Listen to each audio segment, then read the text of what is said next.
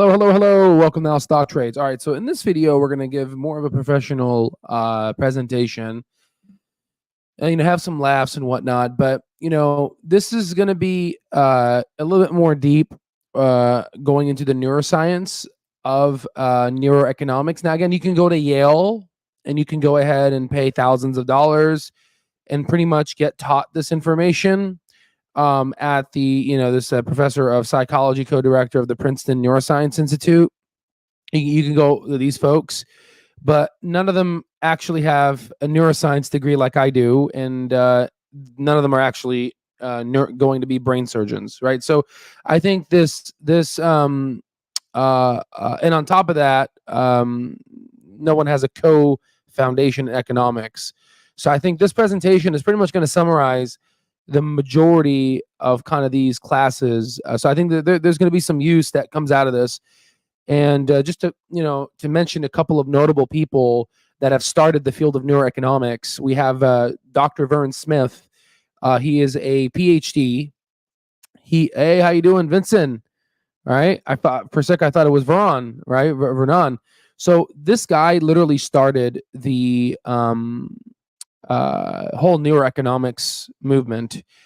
He is a world-renowned economist. You can go ahead and Google his name, and he's just really well known. He went to Harvard, but for folks that don't know, he actually was the professor of economics at the University of Arizona.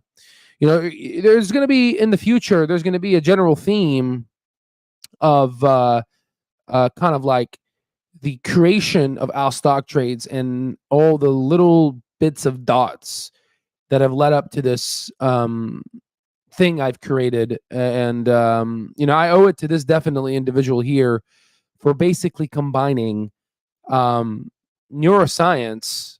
I can find him here.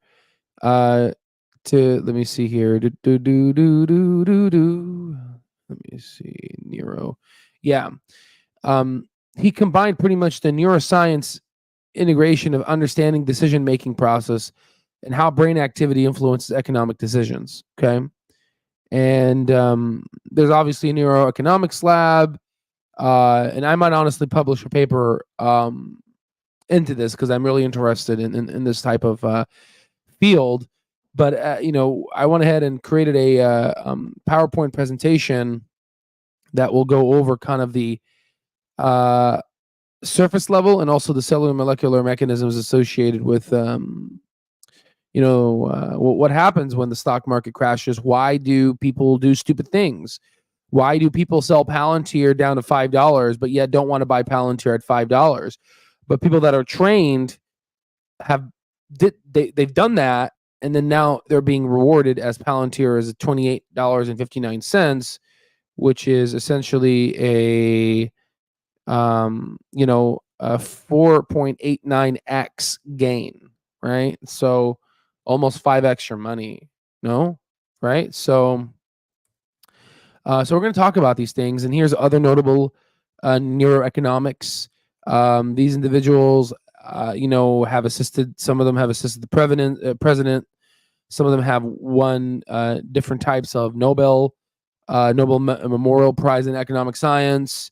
Here we have another world-renowned individual who started the field of neuroeconomics. So these are kind of, you have to give credit to those that have taught us. Now, this is something that you learn a lot when you do a neuroscience, and you've maybe felt this. If you, let's say, lose $5, if you gain $5, you're expected to be, in terms of your value perception, it should go up relatively, let's say, 1-to-1, right? Or let's say $5, five units of happiness. But interestingly, if you lose $5, for some reason your brain perceives that as more than what it's actually, essentially lost, the value of it. So like, $5 of gain will give you 5 units of happiness. And let's say, for example, $5 of loss will give you, let's say, 7 to 10 negative units of sadness. And you can see this doesn't make sense. And it's very interesting because, as you lose in the beginning, you get this really crazy slope where it's the perception of value in the loss just really is more intensified. And then there's some folks in Wall Street bet that, once you start losing so much, you just kind of basically slow down here. That's a little joke, right? Right. So, by knowing this and knowing how the brain is normally wired, you can really infuse this within your technical analysis strategy and day trading strategy to realize, hey, you know what, maybe I should cut some losses here, right? And or maybe sometimes you're in a bind and the stock dropped because, a macroeconomic event, and you realize that, hey, I feel like shit right now, right? But if you don't recall, when the stock was 60 cents, I was very excited. I was like, yeah, this is great, right? But people, like I don't blame for folks that were angry. There were a lot of folks, and we even have it in our stock terminal, right? It's just how the brain's wired. So I let it essentially, commence itself, and in the future we'll be using those data points in our mastering, literally live data points that you all can go back to the history of these of the stock terminals channels to see the general language that was used, right? And you can kind of basically imagine it and put it together, right? It's not rocket science.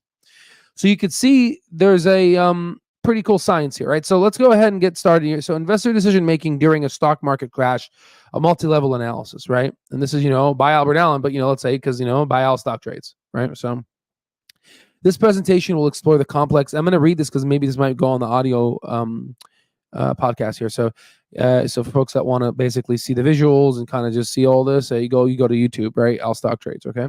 So this presentation explores the complex pathway of investor decision making during a stock market crash, examining psychological, neurological, and cellular molecular perspectives. We'll delve into the intricate interplay of the cognitive process, emotional process, and biological mechanisms that influence investors' choice during financial turmoil. Now, there's going to be a lot of you guys that don't want to learn this or like, screw this, I don't care. Some of you guys, which I hope are the part of our Mastering Stock Market course and Stock Terminal members lifetime access there, you guys are going to want to learn this because, this is really cool to know more about your brain, right? So this is the psychological perspective of investors' decision making. So perception of the market data. So let's say we have an event, right? The investor sees news about a stock market crash, immediate reaction, visual and auditory processing of alarming headlines, right? You're going to see CNBC just really take advantage because they make money off of viewership, right? They make money whether stocks go up or down, right? They make the most money when the stock market's down because a lot of people are tuning in, right? So you'll see all these alarming headlines, graphs showing plummeting stock prices, emotional responses. They're going to be interviewing people. People are going to be like, right? Oh my God. Right? So there's going to be emotional response, initial feelings of fear and anxiety triggering by perceived financial loss. That's what we kind of have a little contract you can do to yourself and say, I promise I will not be emotional. Right? You can read that, and put it under your pillow and hold it, right? If your wife doesn't want to hold you because, she's about to leave you. So cognitive appraisal. So risk assessment, right? So the prefrontal cortex, PFC, evaluates the situation. And this is part of the brain here. We are humans, of course, and we have cephalization of the frontal lobe. Usually the olfactory smell is pretty strong in other animals other than ourselves. We have that pretty weak. But what makes us different than all the other animals is the ability to oppose your thumbs, but most importantly, the ability to have a frontal lobe which has cephalized. This gives you really good decision-making skills and to evaluate. The issue here is this PFC evaluates the decision-making and it looks at the risks and benefits. And memory recall, hippocampus, which is part of your memory, if I remove that from you, you won't be able to make new memories, retrieves past experiences of the market downturns and their outcomes, which is why I think education is the best investment you can make. And those are not my words, those are Warren Buffett's words, okay? Then you have the emotional processing, right? So fear and anxiety. So the amygdala activates, which heightens the emotional response, leading to an increased stress, right? So you have the stress response activated. So the hypothalamus triggers the hypothalamic pituitary adrenal HPA axis, leading to cortisol release, right? Which I think we talk about kind of the pathway here for my doctor nerds there, right? You have you have CRH released in the hypothalamus, then you have ACTH that released from the anterior pituitary, and then that goes down to your adrenal glands. and goes specifically into your zona fasciculata, which then goes in and releases your cortisol. Yeah, we're going pretty basic science here, right? So, anywho, for folks that are like, how the hell does he remember this? I do research and androgen research for epilepsy, so that's why I kind of know these pathways really well. So it's not like I'm like some machine or something, right? I looked at this before, right? So fight or flight. So high cortisol levels and the amygdala activity prompt a fight or flight mechanism response, right? So influencing decisions to sell or hold stocks. So there's decision bias, cognitive bias, such as loss aversion, which is what we basically talked about here. This is loss aversion. We take $5 of gain equivalent to 5 units of happiness, but $5 of loss is equivalent to, let's say, 7 to 10, almost double that of the felt of loss of value, right? So obviously this is skewed, and this is more of an evolutionary perspective. You want to perceive more of a loss than gain, because let's say like you're a caveman and you only have like 4 or 5 buckets of water. Like, I'm honestly freaking out right now because like I used to have like 15 gallons of water. Now I only have 4 gallons of water. My brain's like, hey, we're gonna run out of water. Holy shit, right? This is good, so I can survive. So your boy doesn't get freaking thirsty and in the humidity of Tennessee, right? So so loss aversion and also herd behavior. So the herd mentality, right? Everyone basically starts herding for formulating an idea. Like, for example, if you go to, let's say, StockTwits here, and again, I don't want to put these people down. I can't really see your who you are unless you put your username as a that's your inclination.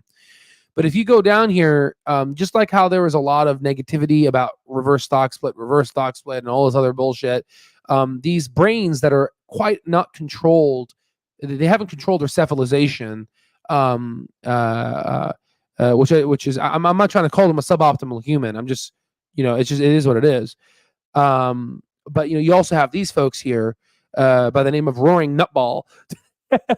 This is the most professional, weird presentation I've ever given. Just imagine, this will be such a cool like college class. You pull this up, like there's a guy named Roaring Nutball here. You could see this, I'm sure you've seen this, right? There's a lot of bullshit in here, right?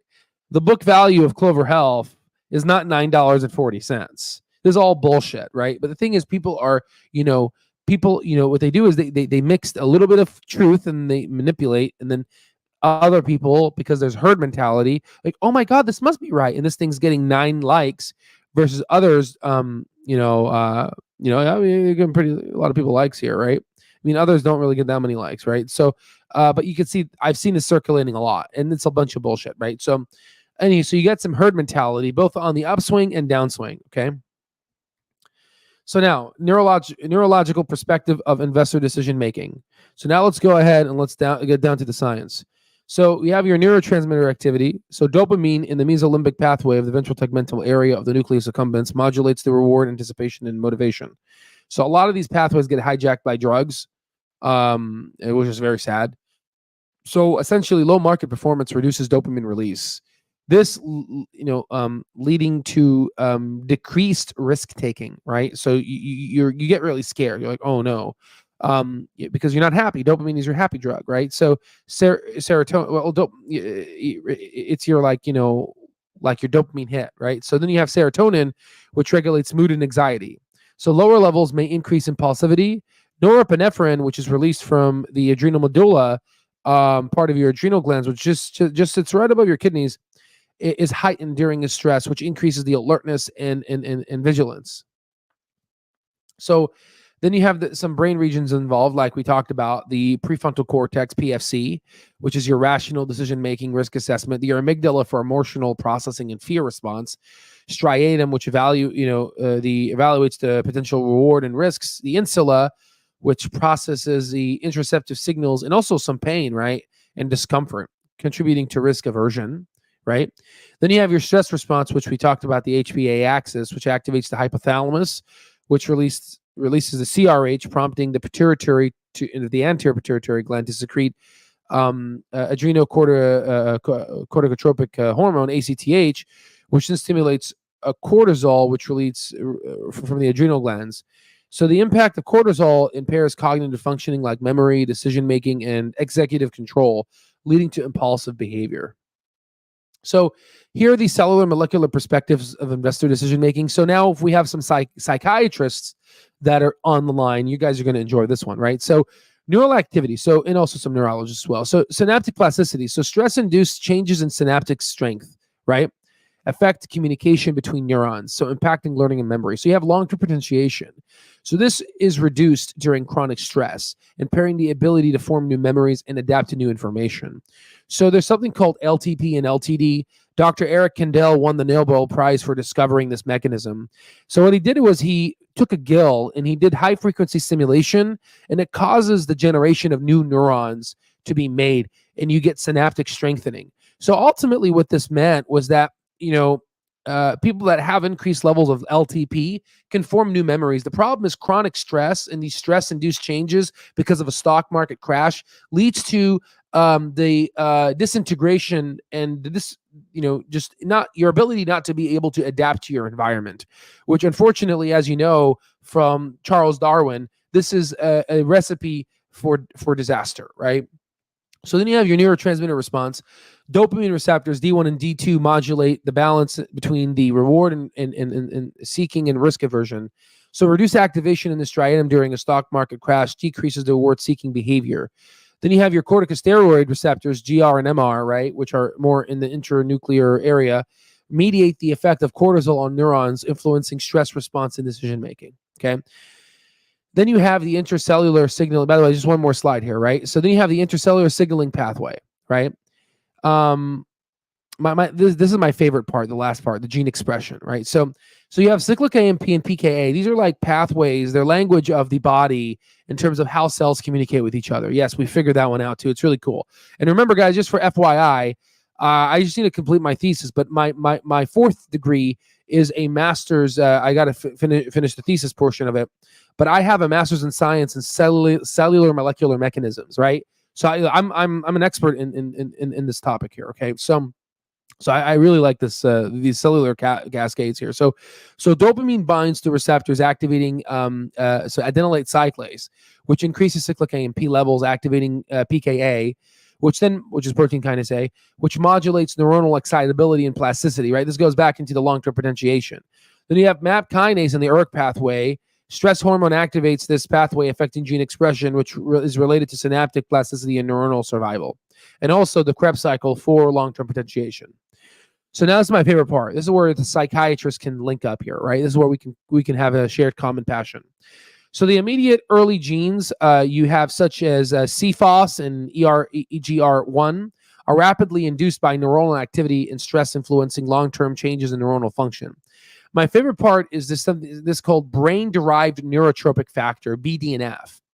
Interestingly, levels of BDNF decreases under chronic stress, impairing synaptic plasticity and cognitive function. And if you don't know, BDNF levels are actually decreased in people that have depression. So this is really interesting, right? So there's something called the BDNF hypothesis, which is the brain-derived neurotropic factor hypothesis, which suggests that of depression, you get a loss of BDNF factor in the development of depression. And in fact, your brain can become smaller, and there can be some atrophy increased because of chronic depression. And interestingly, the stock market crash can go amongst those pathways. So you actually may see some brain disintegration and some atrophy, not obviously acutely, but just in that neural mechanism, which is very profound and interesting. But by understanding this, you can combat it by doing something you love. For me, it's medicine. It's like a yin and yang for me, right? Economics and the stock market energizes my passion for medicine, and my passion for medicine energizes my passion for the neuroeconomic stock market and all this other stuff, right? So you got to have something for yourself. And also I use the gym and swimming to help me with that too. Okay. So let's summarize everything. So there's psychological triggers. A market crash, news leads to fear and anxiety. You have cognitive processing. The PFC evaluates risks. Amygdala triggers emotional responses. Then you have the neurotransmitter modulation of dopamine, serotonin, norepinephrine, which influences mood and decision making. Then you have the stress response, which is part of the HPA axis, which releases cortisol, impairing cognitive function, right?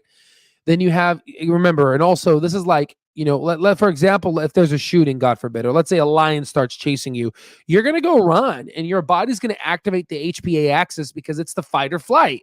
And that activates when there's a stock market crash. So you want to sell. You want to get out of there. You want to run from the saber-toothed tiger. For all my neuroscience lovers, we always talk about saber-tooth, right? Which I've never freaking seen a saber-toothed tiger in my whole life, right? Then you have the cellular impacts, changes of synaptic plasticity, receptor activity, and that affect neuronal communication. And last but not least, we're going to go to the comment section right now. Molecular changes, intercellular signaling pathways, and gene expression are altered, impacting long-term brain function and behavior. Ladies and gentlemen, now you have more information than honestly a lot of these professors, and also a lot of the students that come out of this course that pay $40,000, $50,000, $60,000 a year to learn this information. Now we just pretty much basically gave it to you, and you can expand upon these and learn more if you want. Yes, we really hit the neuroscience pretty heavy because I believe we already experienced the slaughter of that of Clover Health when it went to 60 cents. And you can even see a billionaire like Chamath get emotional, right? Even Chamath's brain wasn't as equipped and wasn't as poker faced as one might expect, right? So it's just, again, everyone's wired differently. Even the best poker player like himself can get a little jittery. I hope you enjoy. I hope you enjoy this video, Chamath. This is pretty cool stuff, right? It's not all Wall Street bets and moons and rocket ships, right? Our Stock Trades is a nice educational platform, right? We really want to really infuse and really increase the IQ and just just the overall knowledge of our user base, right? So it's all about you guys. And if you like this, hit the like button. So how you doing, Rick? Scruff McCruff. I know it's really cool. Of all the things I've lost in my life, I miss my mindset the most. You see, Craig, that's a huge thing. And I hope this knowledge gives you the understanding and the cellular molecular aspects of kind of how you're feeling. And potentially you can reverse this by changing your environment, by doing more things you like, balancing, right? Because people that check their phones every single day as the stock market dips, that's just no way. You're not going to, Warren Buffett, as he said, if you buy a piece of land, or let's say if you plant some seeds, you're not going to check the next day to see if anything has grown. You're going to wait, right? So very powerful to understand why your emotions act in trading and how to combat it. Exactly, right? I mean, guys, we literally went into the we went so deep into this that we talked about how cells communicate with each other, right? And I hope that this really, and this will be one section, 1 to 2% of our Mastering Stock Market course, just to really, because me giving you this, we are causing your brain to evolve, right? By you understanding this, right? And this will be to create a behavioral change, I hope, right? You might ask, you like, how the hell is this guy so calm? Well, because I've done my due diligence in learning this, right? And I think it's an honor to be able to give this due diligence to you, because now you know this. Now you know that $5 of happiness is equivalent to $5 of gain, is equivalent to 5 units of happiness. But $5 of loss is equivalent to, let's say, to 10 units of sadness, which doesn't make sense. It's negatively, we are skewed to over evaluate our losses and underestimate our gains. Okay. All right. So when is Al Stock Trades poker attorney, for training for the stock market? Oh, honestly, the sad part, Sean, is I have all these poker references. I suck at poker. I don't suck. I've never played poker, right? I just played chess, right? So, Chamath can definitely hand me one when it comes to poker, right? But if I play him in chess, I will destroy him, right? So I was ranked. I don't say this to brag. I'm so proud of it. I was ranked top 6 in Arizona. I think it was junior varsity or varsity. It was pretty cool, man. I was really excited. I was invited to proceed on to the next tournament, but I just, my situation, I didn't have money, and I was homeless during those times, so I wasn't able to proceed forward and keep going with it. Just shit happens, and wasn't able to go through it. But Definitely my children will have that opportunity. I don't have children yet, but when I do, great info. Yeah, I'm very happy, Greg, and I'm very happy, and we're all in this together, right? So now you guys kind of understand how neuroscience, psychology, economics, and overall, how it impacts economic decision making, right? So yeah, it's such an emotional roller coaster. You need to try it. I'm telling you, it relates to the market more than you think. See you at the Clove Retreat dish. Oh yeah. Honestly, Sean, this is like, it's gonna be very fun, man. I mean, think about it, right? Like, we all met online. We've developed these amazing relationships, and we're gonna meet each other, and we're gonna be talking to each other like fucking. I'm so sorry. Excuse my language here. We're gonna be talking together like family, and it's really freaking cool, man. It's really cool. Like, holy crap, man. You know what I mean? I'm living my best life, right? This is awesome, right? So yeah. But yeah, guys, yeah, enjoy your Saturday. I went to work today, right? Uh when I know we will find out uh, who are the catfish. Oh shit, hell yeah, right? The I went to work today, and you're doing good when your future potential boss says, "This is your day off. Why did you show up?" You know what I mean? He's like, "We don't want you working as hard. We want you relaxing."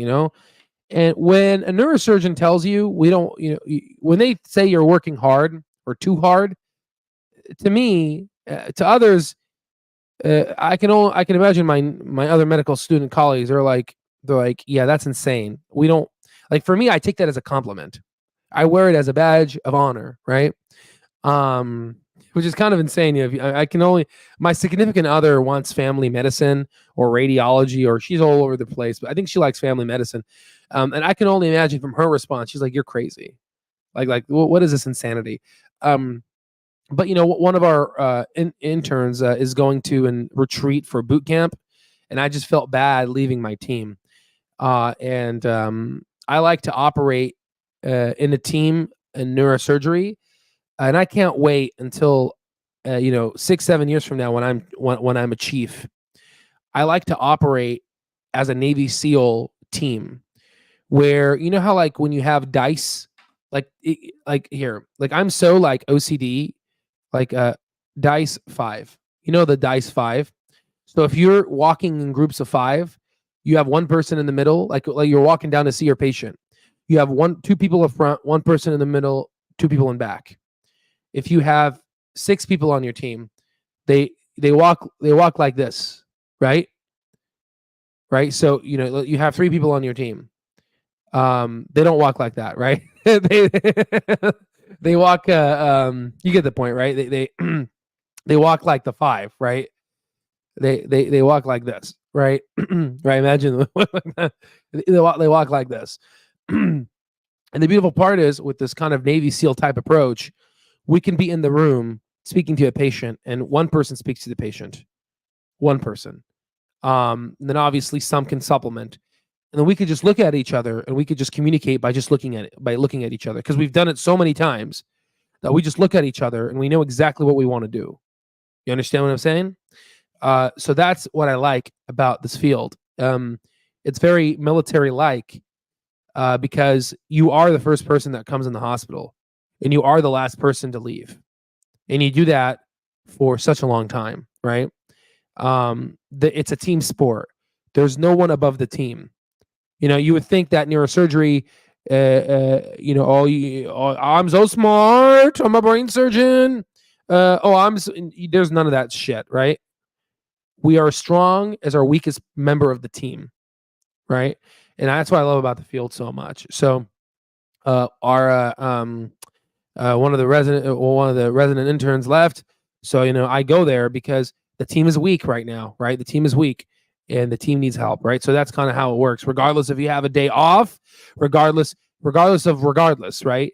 You show up for your team, because what would a Navy SEAL or military member do when they're in Afghanistan and their team member is getting shot at from left to right? the military person would cover the back of their brother, right, of their soldier and sister, right? So that's what you. So that's really cool. So anyway, that's kind of like a little something. Another passion I have, which is team dynamics, how to effectively run a team, because individuals play the game, right? But teams beat the odds. They always do. Teams always beat, and that's not a quote that I created. That's a Navy SEAL quote. All right, let me see the comments, and then we'll sign out here. So, I'm a victim of investor psychology. Sold CLOV at 140. Got greedy, hoping for another buying opportunity 125. Yeah, I mean, you learn. These are like I've done this. Listen, Ken, I've done that before a long time. I've done that before like a long time ago.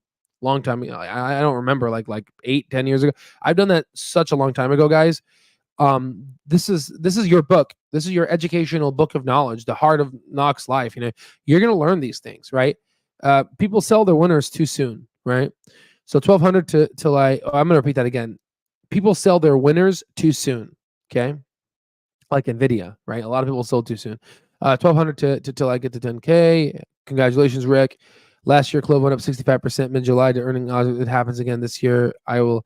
Yeah, well, here's the thing. So it went up in August and it fell down. It's because of the inflation, right? I think inflation is in the rearview mirror, and I think we're going to cut. Right, so it may not happen this time. And also, there's been a changing in fundamentals, SaaS, But again, not financial advice, of course, right? It's not the end of the world. Just buy and hold. Trying to get 10K. I will if it dips again. Unfortunately, I needed the cash for DCA, LV, and Hum. Yeah, man. No, hey, do your thing, man. At the end of the day, you are the captain of your own ship, right? You're the captain, right? And that's it right there, right? So, well, folks, I'm very excited for all of us. We're doing pretty damn well right now. Our CLOV position is in the green, and for folks that have higher averages, I'm sorry. I get it. Dry powder is hard to come by these days, especially with inflation. But we're looking pretty good here, right? And if you haven't checked out the reverse intrinsic value calculation, definitely check it out on the last video. I uploaded on the live area. And then most certainly, lastly, check out our coupon code down below. There's going to be a link down below and a coupon code of SaaS, SAAS, I believe. And that'll give you $1,000 off our mastering bundle and overall lifetime access to the stock terminal. Okay. Oh yeah, I'm going to call it probably the CLOV Tard Retreat. Right. And we might give it a we might give it a title of like a Slumdog Millionaire title, like this, like this will be us. This will be us. I haven't seen the movie in a long time. This will be us, like when we hit our intrinsic value, right? Right. All right, guys, love you all, and God bless you. Enjoy your Saturday. Spend it with your family. Family's everything. And I'll see you on the next one. Toodaloo. All right, we had a nurse that said, bye.